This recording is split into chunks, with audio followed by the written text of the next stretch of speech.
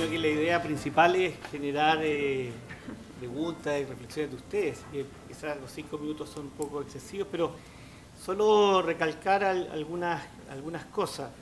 El primero es que, para poner en dimensión de contexto internacional, los países escandinavos tienen una segregación socioeconómica de sus estudiantes en las escuelas de punto 30 del índice de Duncan, que es más fácil que disimilaridad.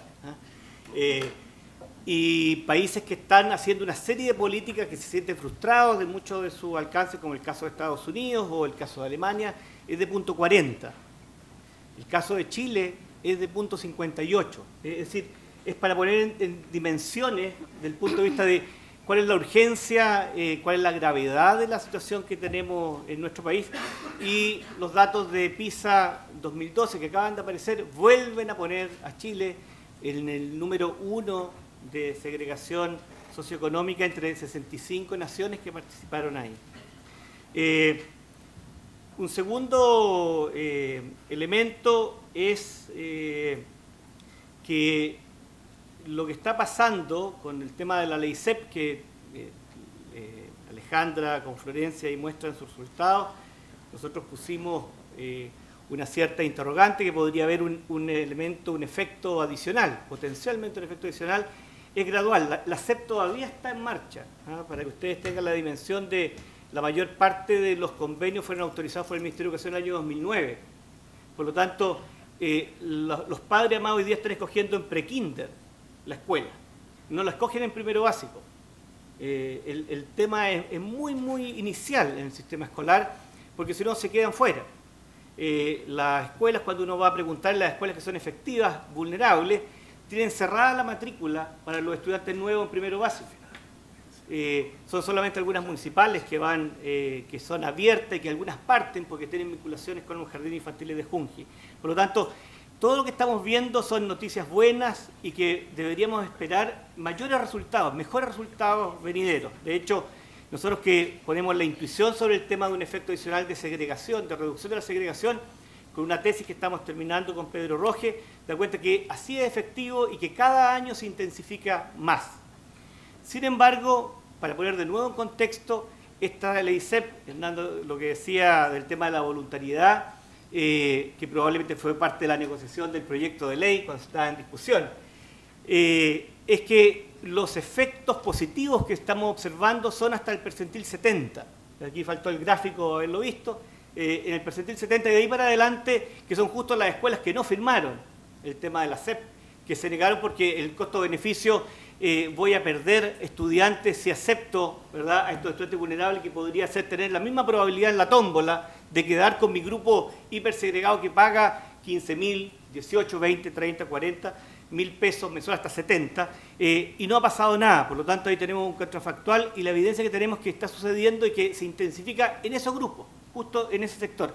Por lo tanto, proyectos como la ley CEP ampliada, no la ley de subvención para clase media, es una extraordinaria idea que no deberíamos perder tiempo en poder aprovecharla.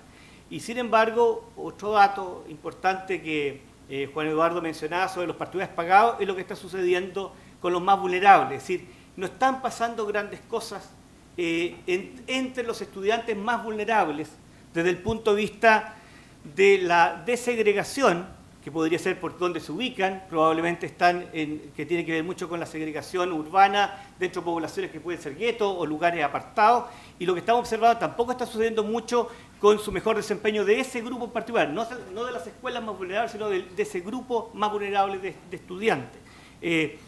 Bueno, en ese contexto, cuando se propone política, con esto cierro mi reflexión, es que hay una política extraordinaria y que tiene evidencia dura en el caso de Chile, que ayuda enormemente a la desegregación, que es la educación pública. La educación pública sigue siendo, en términos socioeconómicos, mucho menos segregada que la educación particular subvencionada. Y cuando vemos lo que va evolucionando a través del tiempo, inclusive con esta ley, lo que vamos encontrando que se van retirando alumnos vulnerables, sigue siendo la migración, y no es aleatorio, es decir, no se van sistemáticamente, sino paulatinamente se van yendo, y se van en general los estudiantes dentro de esos vulnerables, los que no son tan vulnerables, va haciendo un descreme paulatino al subvencionado particular, y el subvencionado particular reduce sus niveles de segregación. Pero en términos agregados, pareciera ser que no se mueve. ¿Por qué? Porque hay un efecto composición.